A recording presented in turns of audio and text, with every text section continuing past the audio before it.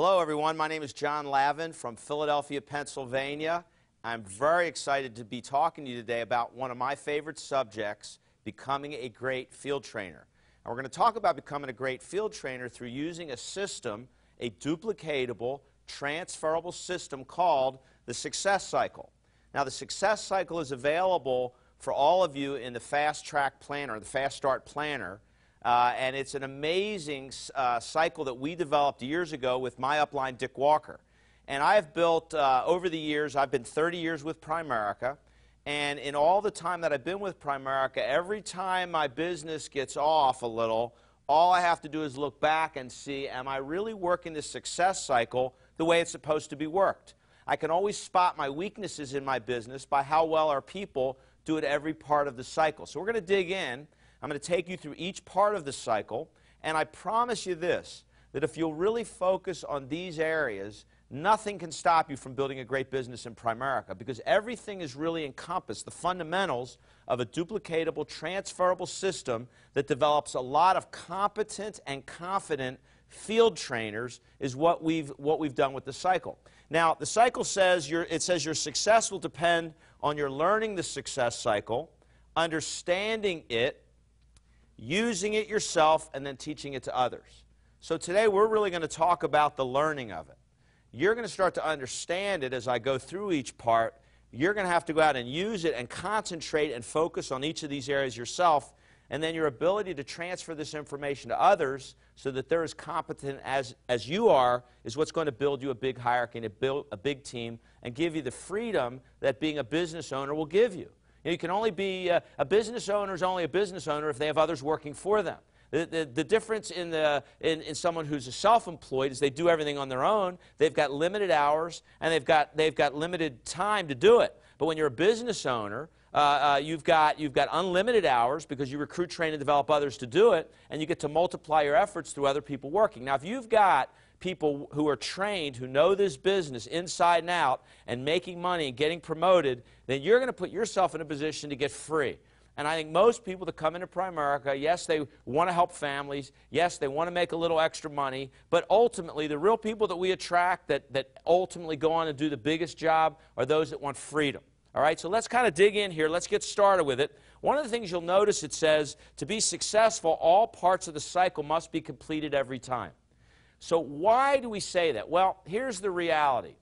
The success, you can start at any point within this cycle. As long as you make sure you complete to the next area, you'll be fine. So let's kind of dig into this. We'll start here. We'll start with what I think is the most important area to get good at if you're going to get free, and that is step one, being a great recruiter. Now, when you're new, you're not going to be a great recruiter right out of the gate. I mean, you might be blessed with that from some of your past experiences, but I wasn't.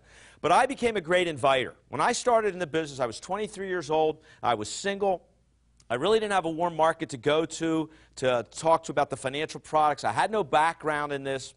I was a public relations major. I was a golfer. I played a lot of golf. I loved to golf, and I didn't really like school that much. And so I came into this system. I saw it as a chance to learn something that I could use to give me freedom so I could golf. I mean, that was like my whole thing when I started. And so they told me early on, they said, John, you got to get licensed. And since I didn't have a market, you got to get licensed, and you got to bring guests. And so that, because I was in a situation where I didn't have a warm market to take my trainer to, I was able to start and focus on that. Everybody's going to start from different places, but let's talk about the how to recruit. So the recruiting in our business, really recruiting happens usually in one of three places. Either you introduce someone to the business through a business overview or an opportunity meeting or a money and business seminar, whatever your office calls it, where you could bring guests in and they could learn about the business. So that's the simplest. That's the kind of the old-fashioned way that everybody's ever done it in Primerica for years and years and years. That's where you allow the greats in your office to help you bring people into the business. It's going to give you a lot of credibility. We've got a lot of excitement, a lot of years of experience. You've got the energy, the enthusiasm, the environment. So that's the business overview you can bring people to. Another way you can recruit people is one-on-one, through a one-on-one interview.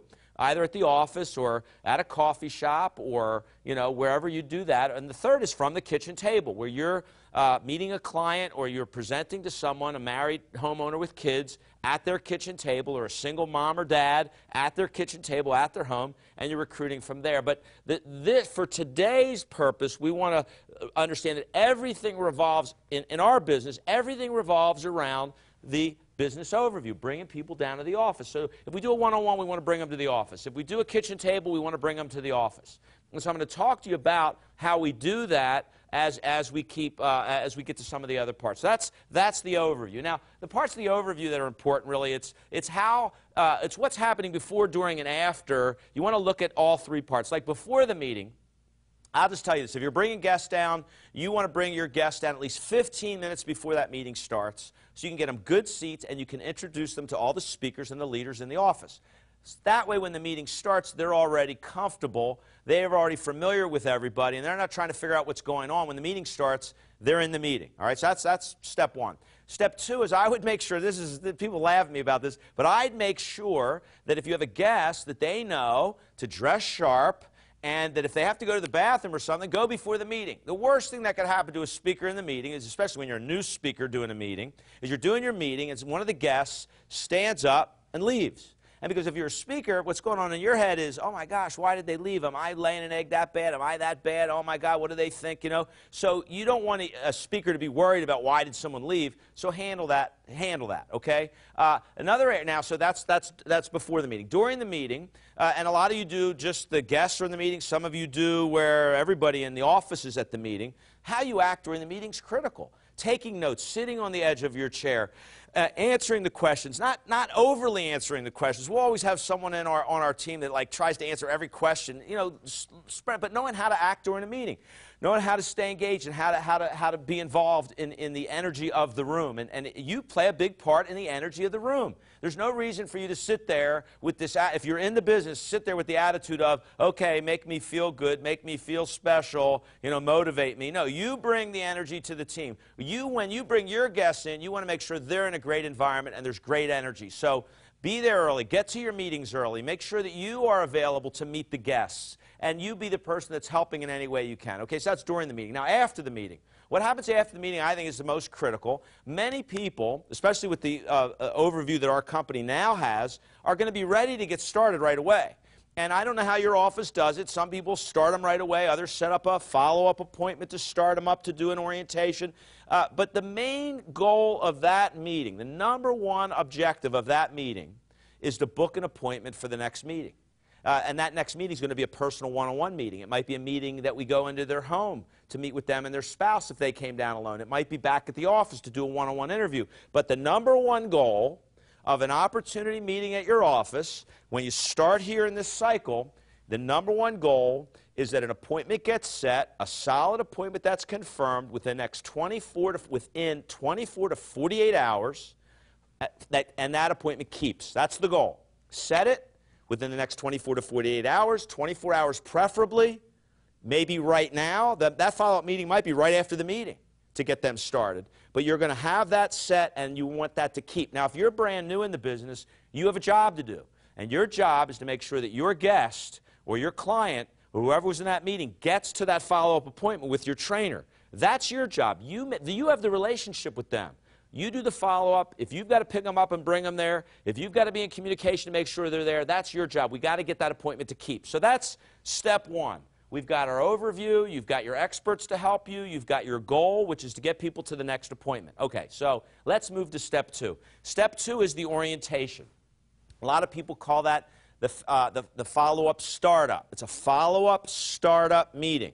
And that meeting, you want that meeting to occur as quickly as possible from when they've seen the business, they're excited about the business, they've got the most questions, they've got the most enthusiasm, and you want to do that as quickly as you can. 24 to 48 hours maximum ought to be your goal. If it's longer than that, let me just say this, if it's any time longer than 24 to 48 hours, you dramatically reduce the chance of a person actually getting into the business, because the world starts beating in on their head, starts talking to them. They start wondering whether they could really do it. They might talk to somebody. You're just out of control. So you want to be what we call the loudest voice. Mike Sharp always spoke about you want to be the loudest voice in your new associate's head. You want to be you want them to be thinking of Primerica and you and what you could do to help them succeed and to reach their goals and dreams. So you want to immediately follow up. If I do a meeting at if we do an overview, and it's an evening overview, then I always like to give them a literature or a CD to listen to, so that, and with the sole purpose of having a reason to call them the next morning, or to get back to them with a text that night. Because I want to find out, did you have a chance to listen to the CD? Did you have a chance to read the literature? Do you have any questions? I really enjoyed meeting you. So it's going to be a quick follow-up. Brett Burks talks about one of the reasons for their success is he's religious in his fervor about making sure that you are back in touch with that new recruit immediately. If you do an interview during the day, within 6 hours, within 8 hours, you want to be back in touch with them for some reason, just to stay the loudest voice as long as possible to help them through that initial stage, okay? So now we go to orientation. And the orientation meeting, in my opinion, is the most important meeting to master in Primerica. If you get good at getting someone started in the business, if you get good at helping them to understand the crusade, helping them to visualize building a big business, help them to book appointments, to set those first appointments, to get through the nervousness that a new associate has when they're asked to book appointments. If you can help people through that, you are going to have a very successful business. You're going to have a lot of places to go. You're going to have a lot of people to see in the right market. You're going to have warm markets. You're going to have your recruits introducing you to the warm markets, and you will have mastered the genius of Primerica, and that's a new person who's excited, who believes in what we're doing, who's a crusader, introducing you to the closest people to them in their market. You see, if you take our knowledge and you take the trust that the new recruit's market has in the new recruit, and you merge that together, our knowledge and their trust together, it's the most powerful selling and recruiting and referral system ever developed. That's how we built Primerica to be the company that it is today. We mastered the ability to immediately meet the warm markets of our new associates. So let's just talk about the orientation for a moment. Number one in the orientation, and now we have, we've got the Fast Start Planner now, which has the success cycle in it, and all you have to do really is learn that Fast Start Planner. It's got everything in it. We'll talk about that throughout the presentation here today. But if you use that planner with somebody, you're going to have a list built, you're going to have the list qualified, you're going to have identified the first people that they'd want to be in business, who would the people be that would be potential clients, who would be potential referral sources. You're going to know a lot about their market, and you're going to be able to paint a picture of what's possible for them by explaining the cycle to them, all right? So where's the breakdown with orientation? Breakdown's always at the same place. And every base shop that I've ever built where we have weak growth, weak production, or if I see a base shop that's got a challenge, the challenge really exists with how quickly we get back with them and then what we do with them once we get started with them. Brandon Neal and those guys, and Jeff Fieldstead and those guys really cranked up. Brandon Merton and Chris Howard, they work with those guys. Those guys became masters at getting people started fast. I mean, Fieldstead, if you look at how quickly he's grown and built his business, a lot of it has to do with how fast they get people started, the speed at which they do it. Frank Dillon, Joe Tanzi, same thing. It's the speed at which they get people started. You see Ursula and George Chavez now doing amazing numbers under the Christian David hierarchy. What do they attribute it to? Speed. Speed in getting people to the market, speed in making the calls, speed in getting people down to the meetings, speed in doing interviews.